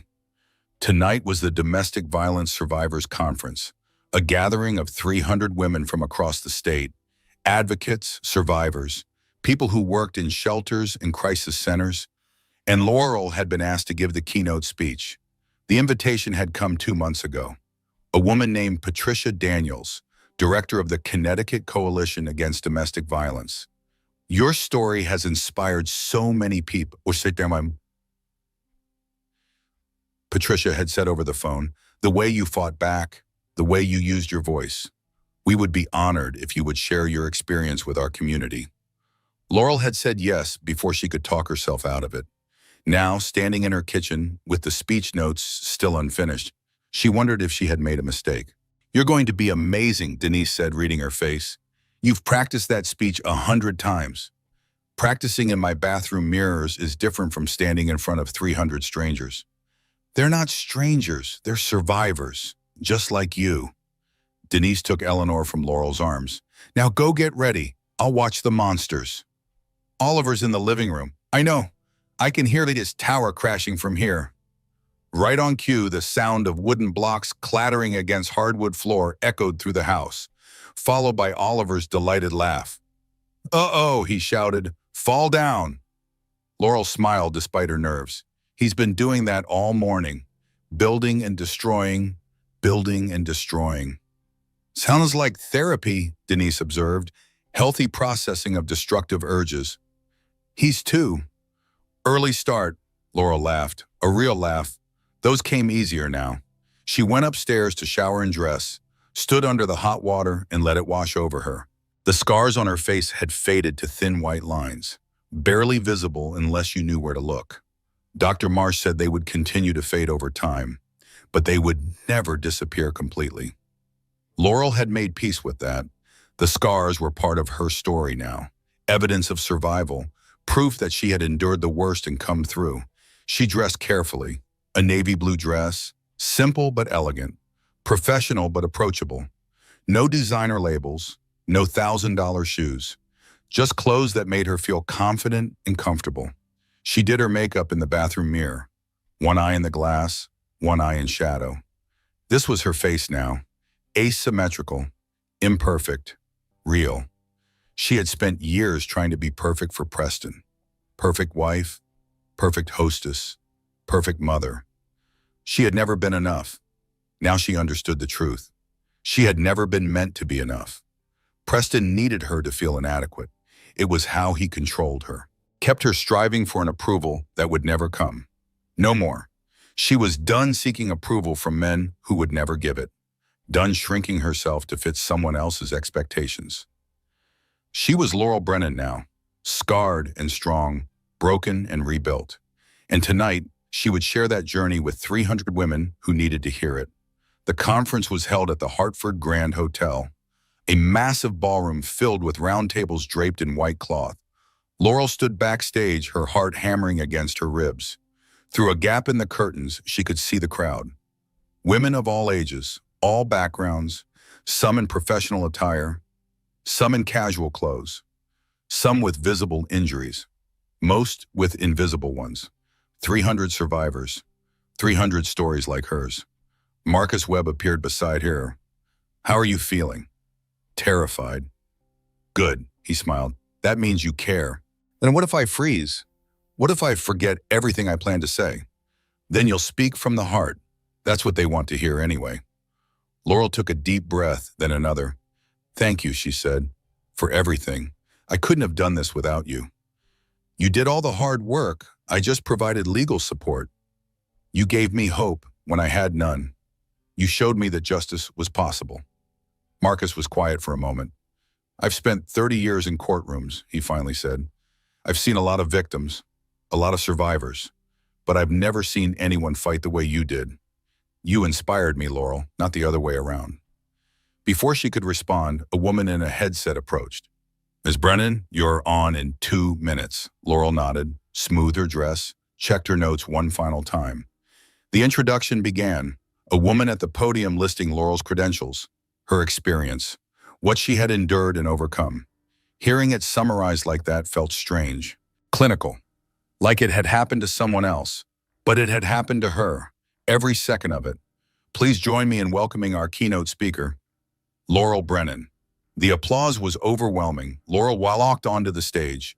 The lights were bright, blinding almost. She couldn't see individual faces, just shapes, movement. The impression of hundreds of people watching her. She reached the podium, adjusted the microphone. The applause faded. Silence, 300 women waiting to hear her story. Laurel took a breath. "People ask me what I lost," she began. Her voice was steady, stronger than she expected. "And the list is long." She paused, let the silence build. Wool vision in one eye. A marriage I thought was real. A family I thought I understood. A life I thought I was living. Murmurs from the audience. Recognition rippling through the crowd. "But here's what they don't ask." She leaned into the microphone. "What did I gain? Because that list is longer." She told them about her marriage, the early warning signs she had ignored, the way Preston had isolated her from friends and family, the slow erosion of her confidence, her independence, her sense of self. "He never hit me, not before that day, and I used that fact to convince myself I wasn't being abused. He didn't hit me, so how bad could it be?" She shook her head slowly. "I know now that abuse isn't just physical. The way he talked to me, the way he questioned my memory, the way he made me feel crazy for noticing things that were real. That was abuse too. I just didn't have the language for it." She told them about the attack, not the graphic details. They knew those from the news coverage. She told them about the moment before. "Veronica was standing in my foyer. My husband was at the top of the stairs, and something inside me shifted. I knew in that moment that everything I believed about my marriage was a lie." She told them about the 47 seconds.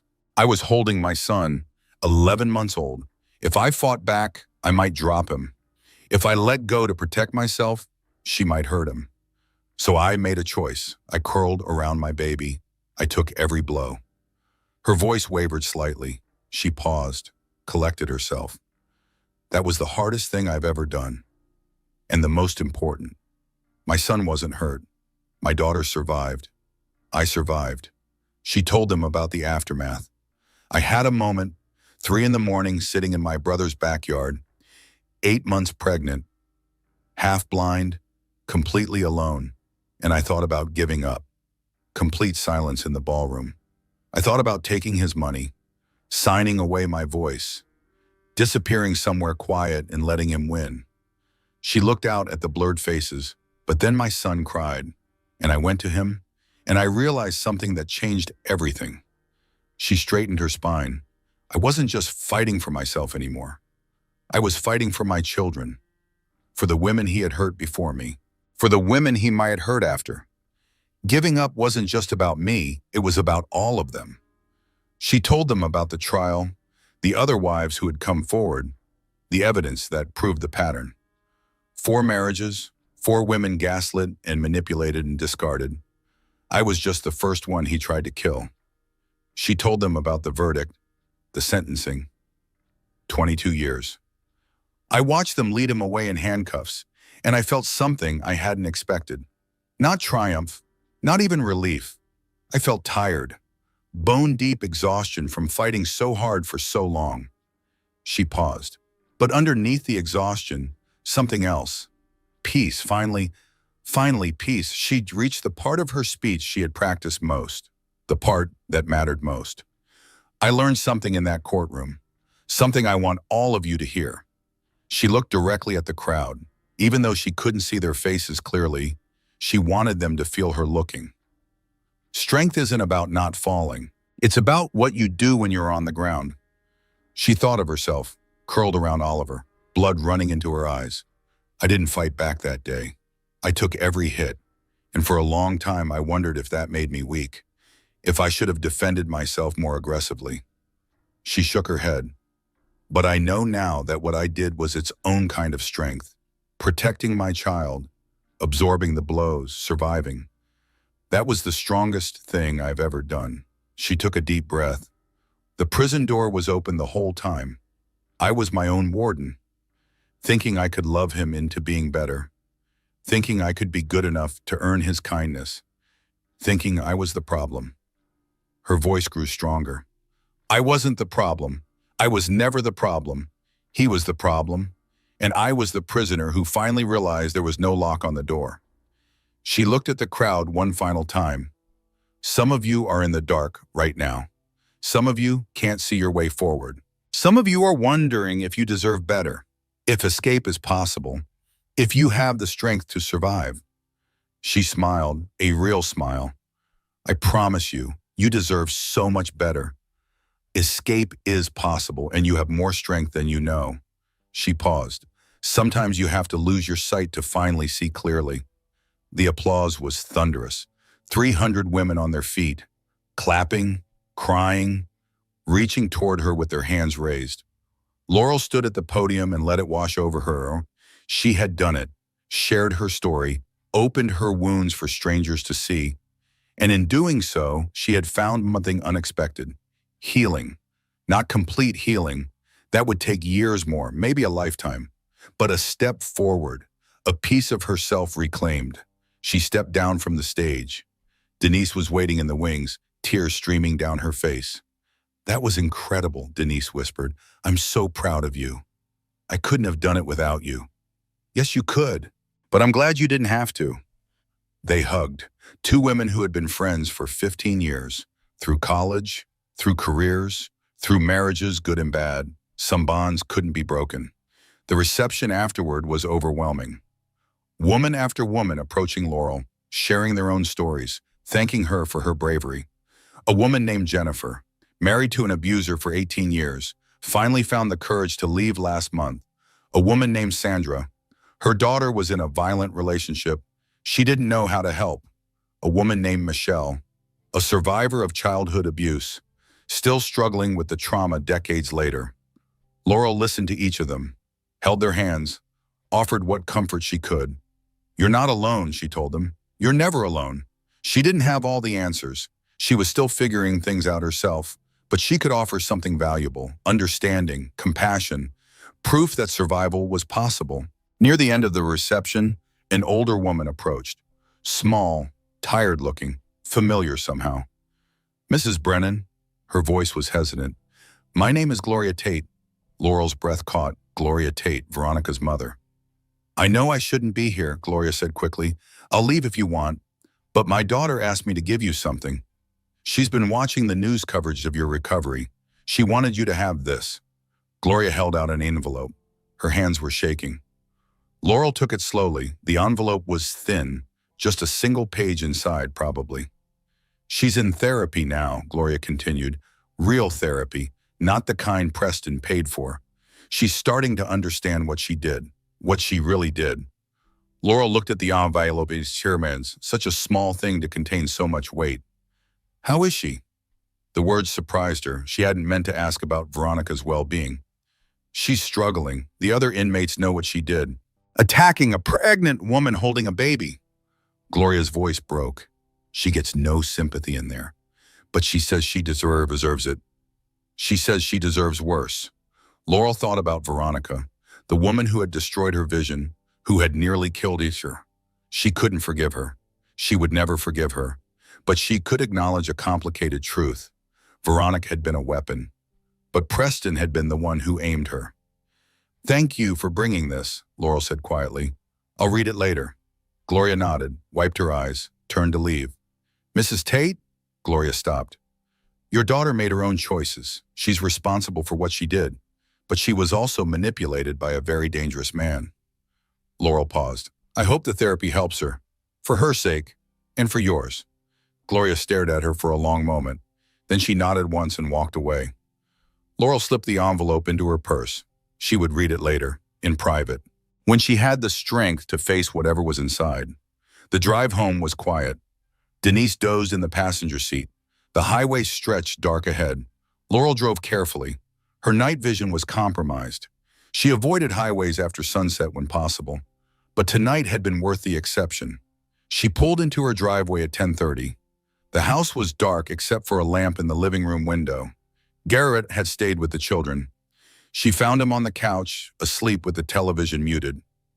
Oliver's baby monitor beside him. Eleanor's too. Laurel didn't wake him. She climbed the stairs quietly, checked on her children. Oliver sprawled across his toddler bed. Stuffed animals surrounded him like an army, his face peaceful in sleep. Eleanor curled in her crib, one hand clutching her favorite blanket, her breathing slow and steady. Both safe, both loved, both unaware of the horrors their mother had endured. Laurel stood in the doorway and watched them sleep. This was why she had fought, why she had testified, why she had stood on that stage tonight and ripped open her wounds for strangers.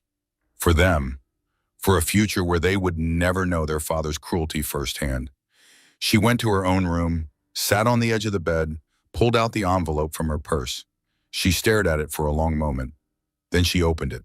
The letter was handwritten, shaky cursive on lined paper, full of cross-outs and corrections. "Mrs. Brennan, I'm not asking for forgiveness. I don't deserve it. I know that. I'm writing because my therapist says I need to acknowledge the truth to heal. And the truth is this. I knew what I was doing. I wasn't controlled. I wasn't manipulated into violence. I chose it. I chose to hurt you. I chose to keep hitting even when you stopped fighting back.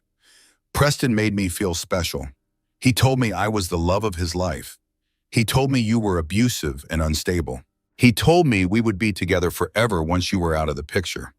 But that's not an excuse. I know that now. Plenty of people are lied to. Plenty of people are lonely and desperate. They don't beat pregnant women holding babies. I remember your face during the attack, the way you curled around your son, the way you didn't fight back, the way you just tried to protect him. I think about that every day, every single day. I think about your son screaming, covered in your blood. I think about the baby inside you, how I could have killed her too. I don't sleep much anymore. When I do, I have nightmares. I see your face, your eyes, the blood. I know this letter probably doesn't help you. It's probably the last thing you want. Another reminder of what happened. But I wanted you to know, I'm not the same person I was that day. I'm trying to understand how I became capable of such violence. I'm trying to make sure I never hurt anyone again. I'll be in prison for at least 5 more years, maybe longer if they don't grant parole. I accept that. I deserve that. But when I get out, I want to do something meaningful. Help other women recognize the signs of manipulation. Warn them about men like Preston. Maybe prevent what happened to you from happening to someone else. It won't make up for what I did. Nothing will. But it's all I have. I'm sorry. I know those words are worthless, but I'm sorry for all of it. Veronica Tate Laurel read the letter twice. Then she folded it carefully and placed it in her nightstand drawer. She didn't feel forgiveness. She would never forgive Veronica, but she felt something unexpected. Relief. Someone had finally taken responsibility. Acknowledged the truth without excuses or justifications. It wasn't justice. Justice was Preston in prison, Veronica serving her sentence. But it was something. a closing of a door that had been open too long. Laurel changed into her pajamas, washed her face, looked at herself in the bathroom mirror. One eye looked back. The other was shadow. But she could see clearly now. She climbed into bed, closed her working eye, let the darkness take her, and for the first time in months, she slept without nightmares. 1 year after the attack. The morning of Eleanor's first birthday dawned bright and warm, May sunshine streaming through the windows, birds singing in the trees outside. Laurel woke slowly, let herself drift in that space between sleep and consciousness. No nightmares last night. That was still remarkable enough to notice. For months after the attack, she had woken screaming at least once a week. Preston's face, Veronica's fists, the marble floor rushing up to meet her. Now the nightmares came less frequently. Once a month maybe? Sometimes less. Progress. She got out of bed, went through her morning routine. Shower, dress, makeup. The scars on her face had faded to thin white lines. Dr. Marsh said they would continue to fade over time. Eventually they might be nearly invisible. But Laurel had stopped hoping for invisibility. The scars were part of her now, part of her story. She had earned them. She went downstairs to start the birthday preparations. The kitchen was already chaos. Garrett stood at the counter, attempting to frost a cake. Pink frosting covered his hands, his shirt, and somehow his forehead. "Don't ask," he said when he saw her face. "I wasn't going to." The recipe said room temperature frosting. Nobody told me room temperature in this house is apparently the surface of the sun. Laurel laughed, took a spatula from the drawer. "Let me help." They worked together in comfortable silence. Brother and sister. Rebuilding what Preston had tried to destroy. Garrett had been her rock through all of it, taking her and Oliver into his home, driving her to doctor's appointments and court dates, holding her when the nightmares came. She could never repay him, but she could make sure he knew how much it meant. "Thank you," she said quietly. "For what? Making a mess of Eleanor's cake?" "For everything, for being here, for not giving up on me even when I gave up on myself." Garrett stopped spreading frosting, looked at his sister with serious eyes. "You never gave up. You wanted to, I know, but you didn't." "I thought about it so many times." "Thinking about it isn't the same as doing it." He returned to the cake. "You're the strongest person I know, Laurel. You always have been." "I didn't feel strong, I felt broken." Sometimes strength looks like breaking, and then putting yourself back together anyway. Laurel considered this, the philosophy of a man who built houses for living, who understood that foundations sometimes cracked, that structures could be repaired, that broken things could become whole again. "The cake looks terrible," she observed. "I know, but Eleanor's one, she won't remember." "I'll remember. I'll show her the pictures when she's older. Tell her Uncle Garrett tried his best." "You're a cruel woman." "I learned it from the best." They smiled at each other, brother and sister, survivors. The doorbell rang at noon. Denise arrived first, carrying bags full of decorations, pink streamers, pink balloons, a banner that said, "Happy Birthday" in glittery letters. "I may have gone overboard," she admitted. "You think?" "She's 1 year old. She deserves overboard." Marcus Webb arrived at 1. He had become more than a lawyer over the past year, more like family. "I brought a gift," he said, holding up a wrapped package.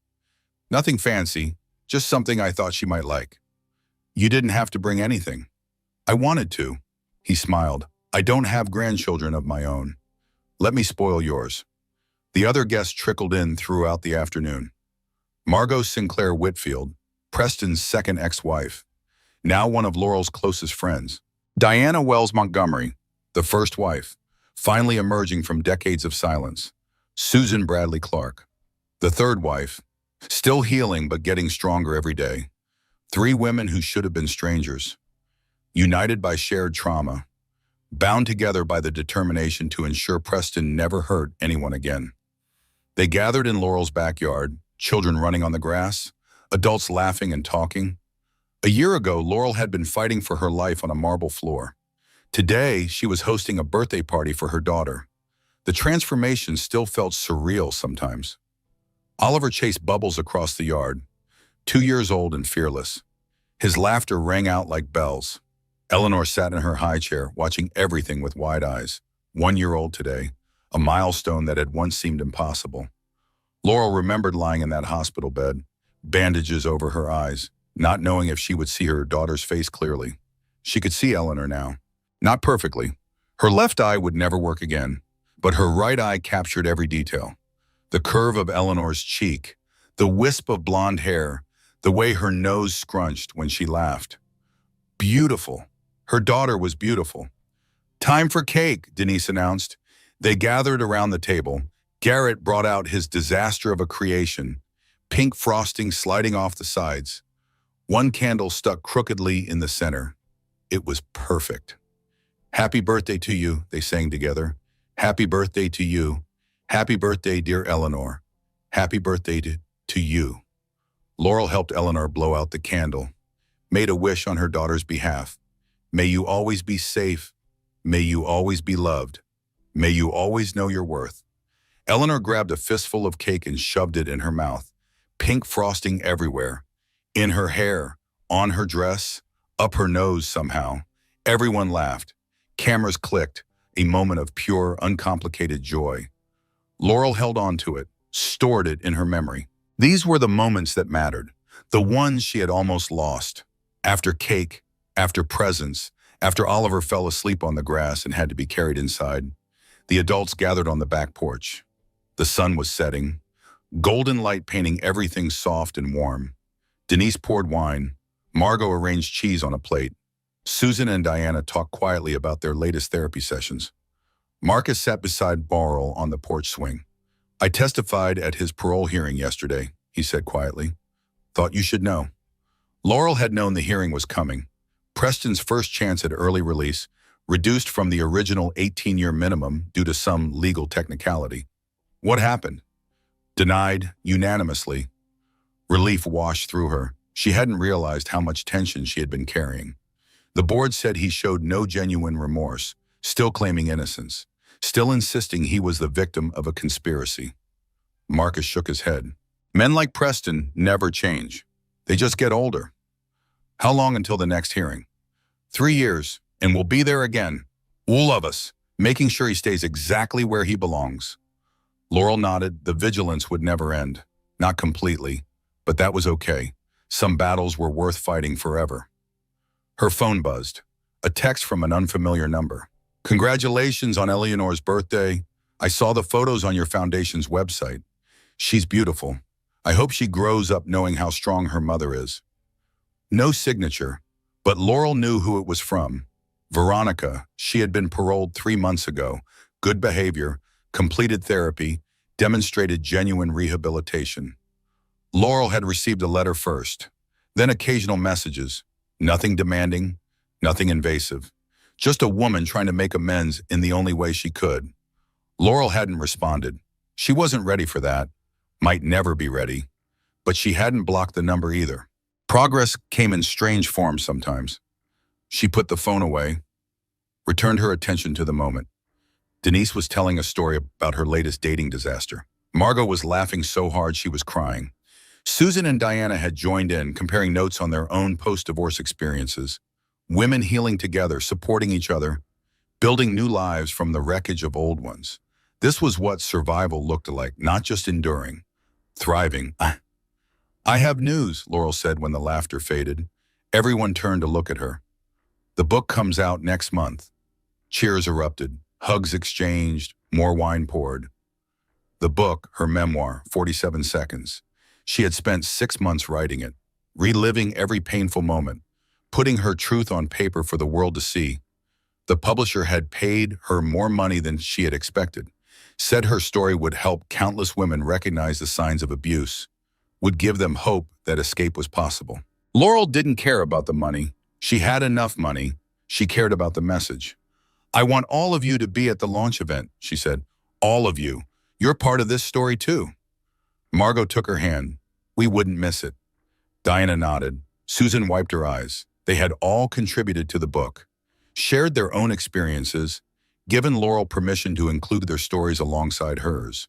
A collective testimony against one man's decades of abuse. Preston would hate it. would rage about it from his prison cell, would probably try to sue for defamation. Let him try. The truth was the ultimate defense. Night fell slowly.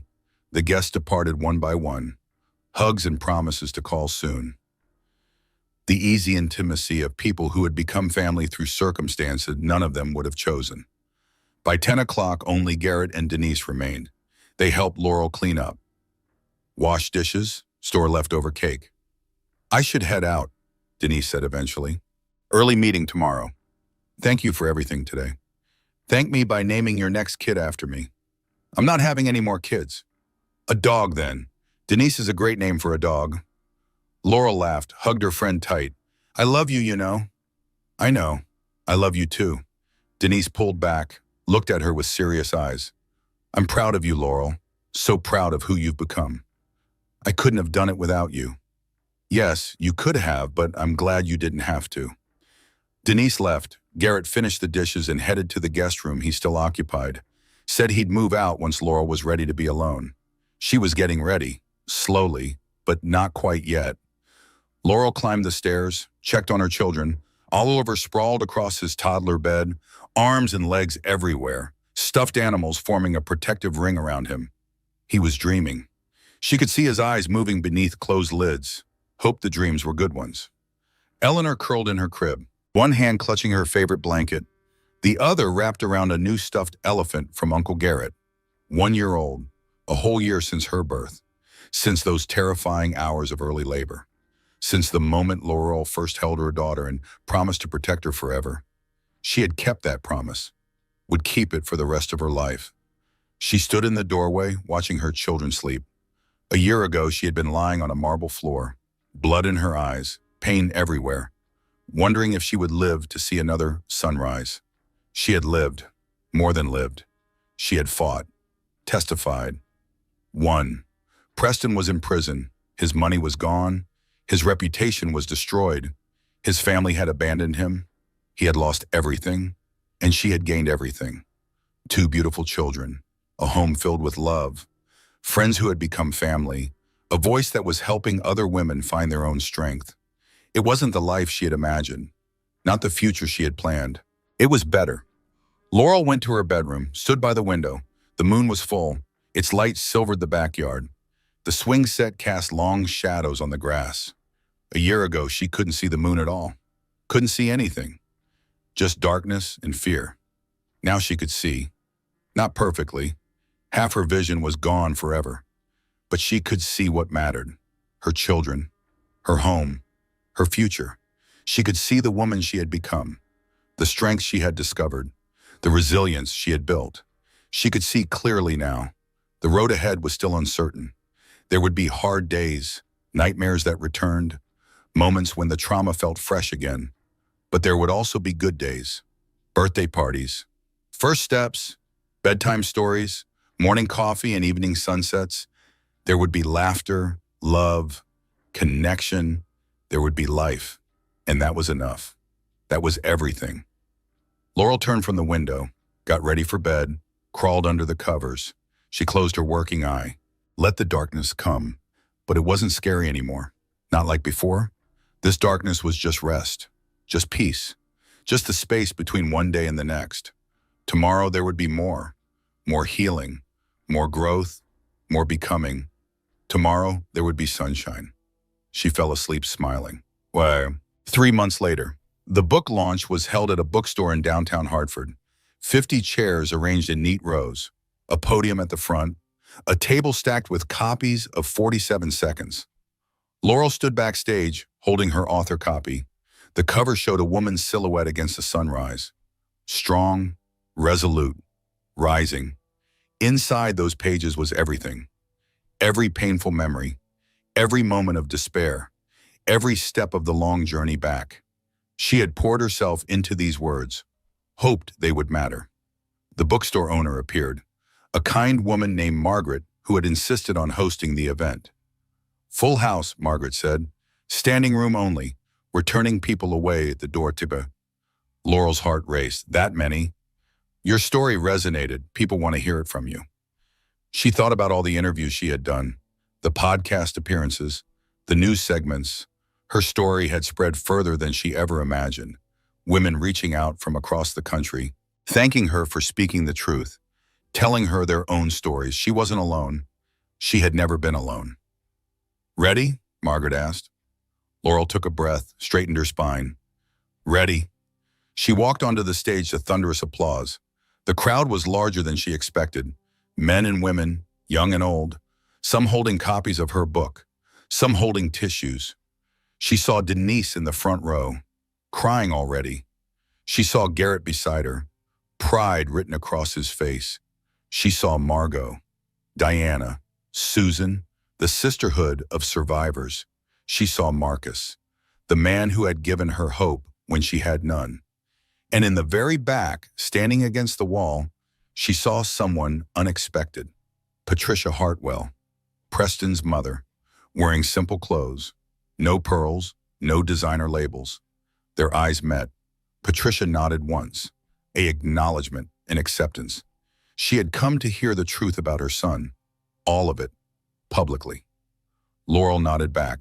Then she stepped up to the podium. "Thank you for being here," she began. "Thank you for caring about this story, for wanting to hear it, for believing that stories like mine matter." She paused, looked out at the crowd. "This book is dedicated to every woman who has ever been told she was crazy for seeing what was right in front of her, to every woman who has ever been isolated from the people who loved her, to every woman who has ever wondered if she deserved better." Her voice grew stronger. "You do deserve better. You deserve safety. You deserve respect. You deserve love that doesn't leave bruises." She held up the book. "This is my story, but it's also your story, or our story, the story of women who survive, who fight back, who refuse to be silenced." She began to read from chapter 1. The morning of the attack, the doorbell, Veronica's arrival, the room was completely silent.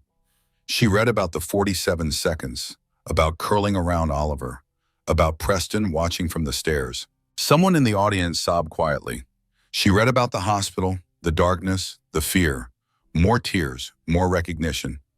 She read about the trial, the verdict, the justice that had seemed impossible. Applause interrupted her, spontaneous and fierce. She read the final chapter, the one she had written just last month. "I don't have full vision anymore. Half my world is shadow, but I can see clearly now. I can see that strength isn't about not falling. It's about getting back up. I can see that survival isn't just enduring. It's choosing life again and again, even when it's hard. I can see that I am more than what happened to me, more than a victim, more than a statistic, more than a story on the evening news. I am a mother, a sister, a friend, a survivor. I am Laurel Brennan, and my story isn't over. It's just beginning." She closed the book. The applause was thunderous. Standing ovation. 300 people on their feet. Laurel stood at the podium and let it wash over her. She had done it, shared her truth with the world, turned her pain into something that could help others. This was her purpose now, the reason she had survived. To speak for those who couldn't speak yet, to show them the way out, to prove that even in the darkest darkness, light was possible. After the reading, she signed books for 2 hours. Woman after woman approached the table, shared their own stories, asked for advice, thanked her for her courage. Laurel listened to each one, held their hands, offered what comfort she could. "You're not alone," she told them. "You're never alone." At the end of the night, after the crowd dispersed, Patricia Hartwell approached. They stood face to face, victim and mother of perpetrator. "I read the book," Patricia said quietly. "All of it.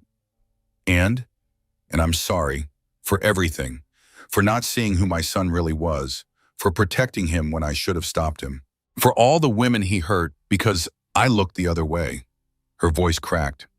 "I can't undo what he did, what I enabled, but I can try to do better. The Hartwell Foundation is being restructured. All of its funding is being redirected to domestic violence programs. I've also established a scholarship in your name for survivors pursuing education." Laurel stared at her. "Why?" "Because it's the only way I can live with myself, the only way I can face the mirror." Patricia's eyes were wet. "I lost my son, not to prison. I lost him long before that. I lost him because I let him become a monster.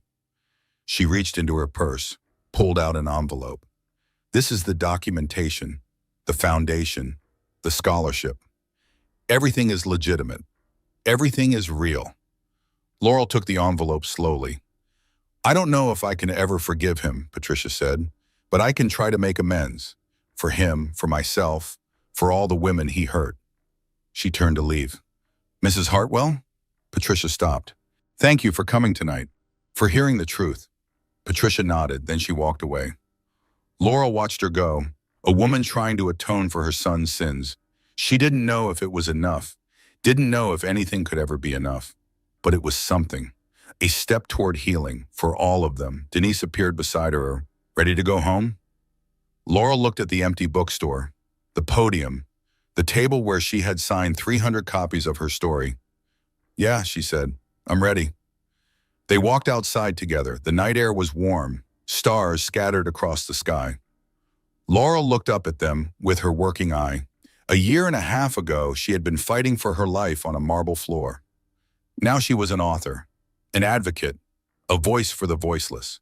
She had lost so much, but she had gained more, and the journey was just beginning. She got in Denise's car, leaned back against the seat. Where to? Denise asked. Home, my kids are waiting. They drove through the quiet streets, past houses with lit windows, past families living their lives. Laurel thought about all of them, the hidden struggles, the secret ending, the women trapped in situations like hers. She couldn't save them all, but she could show them the way. One book, one speech, one story at a time. They pulled into her driveway. The porch light was on, Garrett's silhouette in the window. Home? Laurel got out of the car, walked up the path. The door opened before she reached it. Mama, Oliver shouted. Mama's home. He ran to her, arms outstretched, face bright with joy. She caught him, swung him up, held him tight. Hey, baby, did you miss me? Miss you lots, Eleanor cried. She did? Lots and lots, but I sang to her. You sang to your sister? What did you sing? Twinkle Star. She liked it. Laurel's heart swelled. Her son, comforting his baby sister, already learning to protect the people he loved. She carried him inside, found Eleanor in Garrett's arms, freshly bathed and ready for bed. She was great, Garrett said. Went down easy for once. Laurel took her daughter, held both children in her arms, Oliver on one hip, Eleanor on the other, her whole world in her embrace. She thought about everything that had led to this moment, the pain, the fear, the long road to recovery. Worth it. All of it worth it. For this, for them. Let's get you two to bed, she said softly. She carried them upstairs, tucked Oliver in first, stuffed animals arranged just so, nightlight glowing softly. Mama? Yes, baby? I love you. 3 words, simple and pure. I love you too, baby, more than anything in the world. She kissed his forehead, turned off the main light. Then Eleanor, into the crib, blanket tucked around her, mobile spinning slowly overhead. Good night, sweet girl. Mama loves you. Eleanor was already asleep, peaceful and content.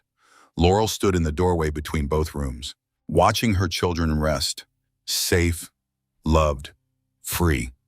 This was what she had fought for, what she had nearly died for. This moment, this life, this future, she had won. Not just the trial, not just the settlement. She had won back her life, her children, herself, and no one would ever take that away again.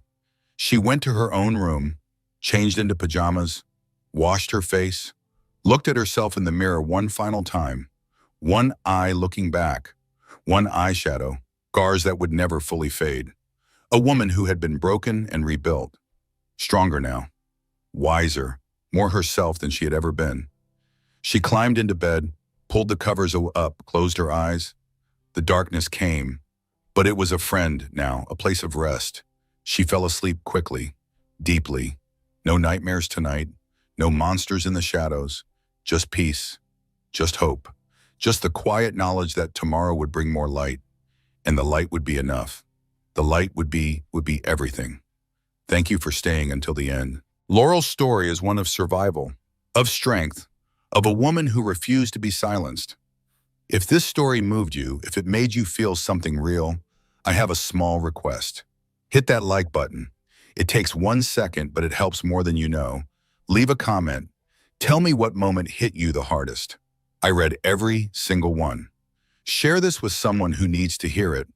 A friend, a sister, someone who might be fighting their own battle in silence. And if you haven't already, subscribe to this channel.